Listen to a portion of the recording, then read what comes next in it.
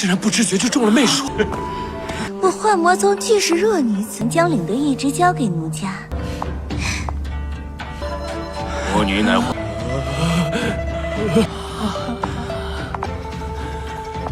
公子要比秦公子更，如何能与姑娘相比？有不少女子围绕。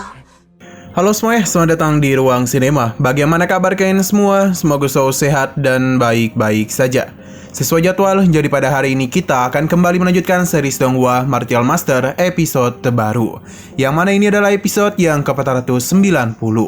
Bagi yang mau bergabung dengan series ini, kita sudah sediakan playlistnya. Jadi kalian bisa mudah mencari di mana episode awal dari series ini. Sebelum kita mulai episode terbarunya, kita akan melihat dulu apa saja yang telah terjadi pada episode sebelumnya. Tepatnya pada episode 489. Di hari Minggu kemarin, Qingchen bersama dan lainnya akhirnya telah sampai juga di sebuah tempat. Namun bukan berarti penghinaan yang dialami oleh kelompok Qingchen akan berhenti begitu saja. Karena lagi dan lagi seorang pria meremehkan kekuatan yang mereka miliki. Himo dan Yan Qingdao tidak niatan untuk berdiam diri saja. Jadi ketika pria itu melakukan penyerangan, Yan Qingdao dan mudah mengatasinya. Ia juga meremehkan kemampuannya yang tidak sebesar bacotannya. Selain Yan Qingdao, Himo juga bertindak. Ia dan mudah menyingkirkan pria tersebut sambil memberikan ejekan kepadanya. Ini telah membuat pria tersebut menjadi begitu marah. Namun amukannya langsung dibungkam oleh tetua situ. Liang yang sudah membenci kelompok Qingchen mulai mendekati Lian untuk menjalin kerjasama. Namun semua itu diketahui oleh Nana. Jadi dia pun memberitahukan hal ini kepada Qingchen. Qingchen paham dan sempat memberikan godaan manja kepada Nana. Di sini Qingchen bersama dan yang lainnya dikejutkan oleh kedatangan kapal yang besar. Tetua Goto memberitahu mereka kalau ini adalah kedatangan dari Sekte Iblis Ilusi. Sekarang kita akan melanjutkan episode terbarunya. Tetua Goto meminta Qingchen dan yang lainnya untuk berhati-hati kepada kelompok Iblis Ilusi. Karena jika sampai mereka bertemu di alam Yukuno, lebih baik mereka menghindar saja.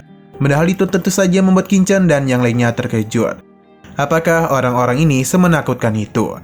Wajar Goto bisa berkata seperti itu. Dia menjelaskan kalau Master Sekte Iblis Ilusi telah berhasil mengubah Sekte Iblis Ilusi menjadi kekuatan tingkat atas. Ia hanya melakukannya dalam kurun waktu 200 tahun saja. Pencapaian yang mereka dapatkan ini bukanlah pencapaian yang orang biasa raih. Saking hebatnya sekte ini, beberapa kaisar di alam Yukono bersedia untuk menjaga gerbang gunung hanya untuk mereka saja. Tentu Qingchen dan lainnya terkejut, karena baru kali inilah mereka mendengar sosok Martial King dijadikan sebagai penjaga gunung saja. Goto juga menjelaskan kalau para murid pria pasti akan tergoda oleh pesona kecantikan yang dimiliki oleh para murid Iblis Ilusi. Ia penasaran apakah ketiga muridnya ini juga akan terpesona oleh kecantikan mereka. 甚至五域中五帝守山门的往往是各大势力的圣。 Sesaat kemudian, para gadis cantik dari Sekte Iblis Ilusi pun mulai turun untuk menemui para murid lainnya. Baru saja hendak turun, para lanang di sana seketika saja terpesona oleh kecantikan gadis-gadis ini. Terutama ada sosok yang sudah tidak asing bagi kita, yang mana dia adalah Chen Sisi. Goto menyadari kalau salah satu dari gadis ini telah menggunakan sihir pesona. Ini merupakan teknik warisan dari Sekte Iblis Ilusi. Jika mereka berhasil menguasainya, maka gadis ini akan memiliki kekuatan yang tiada tara. Kita terus diperlihatkan dengan Lian yang sudah beliuran. Ini juga terjadi kepada Himo dan juga Yan Qingdao karena mereka telah masuk dalam sihir pesona. Mungkin di antara semua lelaki di sana hanya Qingchen, Tetua Goto, dan Tetua Situ saja yang bisa mengendalikan diri. Sedangkan sisanya begitu mengagumi kecantikan yang para gadis itu miliki. Bahkan untuk menutup mulut saja mereka tidaklah mampu.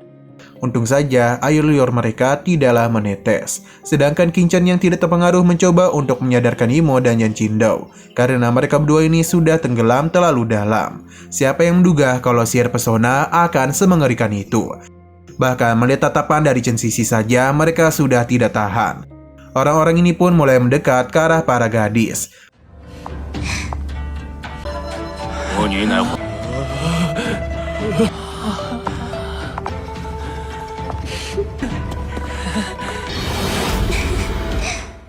Pada akhirnya, tetua situ pun menyadarkan para murid secara paksa agar mereka itu tidak terpengaruh lagi dalam ilusi. Pesona ini sangatlah kuat, bahkan Himo maupun Yan Qingdao tidak sadar telah terpengaruh oleh sihir. Entah kenapa melihat sosok gadis itu, Qingchen merasakan kedekatan di antara mereka berdua. Sedangkan salah satu pria di sana menjadi begitu kesal karena para murid Sekte Iblis Ilusi berani-beraninya menggunakan sihir ilusi. Ketua Sekte Iblis Ilusi pun meminta maaf karena bagaimanapun ia hanya bercanda saja. Terlebih lagi mereka ini hanyalah wanita yang lemah, jadi mereka tidak perlu takut untuk dilukai. Selain itu, tetua ini juga sudah tahu kalau pemimpin mereka sudah memberikan kepemimpinan kepada keluarga Feng Gang. Jadi lebih baik ia tidak membiarkan siapapun terganggu oleh tindakan mereka. Godaan dari tetua cantik ini hampir saja meruntuhkan imannya. 我竟然不知觉就中了媚术。我幻魔宗既是热女子，将领的意志交给奴家。 Untuk Qingchen sendiri pada akhirnya menyadari kalau gadis ini merupakan Chen Xixi. Chen Xixi yang juga baru menyadari kehadiran Qingchen langsung saja menemuinya. Karena bagaimanapun sudah cukup lama mereka tidak bertemu. Ia pun penasaran mengenai alasan Qingchen kemari. Tentu Qingchen bisa kesini karena ia adalah pemenang dari kompetisi Alkemis 4 wilayah. Seharusnya Qingchen lah yang menanyakan kepada Chen Xixi mengenai alasannya kemari. Alih-alih menjawab, Chen Xixi malah penasaran mengapa Qingchen masih menjadi seorang alkemis. Di sini Qingchen sadar kalau Chen Xixi sudah mengaktifkan kecantikan alaminya. Jadi karena itulah Qingchen sempat tidak menyadari keberadaannya. Chen Xixi tahu kalau Qingchen ini sangatlah kuat. Jadi untuk berjaga-jaga, Chen Xixi berencana untuk berbicara lebih banyak kepadanya. Supaya dia ini juga bisa lebih dekat dengan Qingchen. 激活了，难怪。思思当初。 Namun saat juga Lin Xiao pun mendatangi Chen Xixi untuk memberitahunya kalau Qingchen ini tidaklah sebaik yang terlihat. Selain itu dia ini juga sangatlah licik. Jadi lebih baik Chen Xixi tidak tertipu oleh wajah tampannya. Chen Xixi sepertinya tahu kalau pria ini memiliki masalah dengan Qingchen. Jadi dia pun akan mempermainkannya. Chen Xixi pun ingin mendekatinya yang membuat Lian bersemangat. Ia berjanji kalau keluarganya akan selalu melindungi Chen Xixi di alam Yukuno. Selain itu, dia meyakini kalau di masa depan nanti dirinya lah yang akan menjadi kepala keluarga Lin. Dan dia itu juga berkesempatan menjadi penguasa dari Papilion Pil. Lin Suo bertujuan untuk menjadikan Chen Xixi sebagai istrinya di masa depan nanti. Dan begitulah ia bisa memimpin Papilion Pil bersamanya. Chen Xixi bukannya tidak mau, namun ia meyakini kalau ada begitu banyak wanita yang berada di sekitarnya. Jadi tidaklah mungkin ia bisa bersamanya. Lian meminta untuk tidak mempedulikan para gadis desa itu, karena kecantikan yang Chen Xixi miliki tidaklah bisa dibandingkan dengan mereka. 公子要比秦公子更，如何能与姑娘相比？边有不少女子围绕。 Chen Xixi pun menunjuk ke arah Nana yang mana ia juga sangatlah cantik layaknya seperti peri. Jadi seharusnya ia cocok untuk Lian. Bukannya membenarkan perkataan Chen Xixi, Lian justru menganggap Nana tidaklah cocok untuknya. Karena meskipun ia cantik, namun Nana memiliki sifat yang begitu mengerikan. Selain itu, alasan ia mengejar Nana selama ini hanya untuk lebih dekat menjadi penerus dari Papilion Pil saja. Perkataan itu tentu saja membuat Nana menjadi begitu kesal, karena Lian terus saja menjelek-jelekan dirinya. Sedangkan untuk Lian sendiri terus bergairah mendekati Chen Xixi, sampai akhirnya dia pun dikejutkan oleh sebuah suara dari seseorang. Nah, sayang sekali lagi seru-serunya, episodenya ini malah bersambung.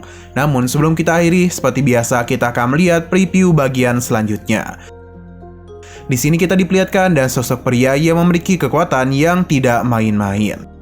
Ia bahkan mampu mengeluarkan sengatan listrik di sekujur tubuhnya. Kemungkinan pria ini bukanlah orang sembarangan, karena di sisinya ada beberapa pengawal. Qingchen pun kaget karena pria ini memiliki tubuh ilahi yakni guntur alami. Dia bernama Feng Yulei, putra dari Kaisar Feng Lai. Kedatangannya membuat orang-orang di sana terkejut. Karena bagaimanapun ayahnya yakni Feng Shuhou sudah berada di ranah Martial God dan juga merupakan Kaisar Agung dari Kekaisaran Xuan Yuan.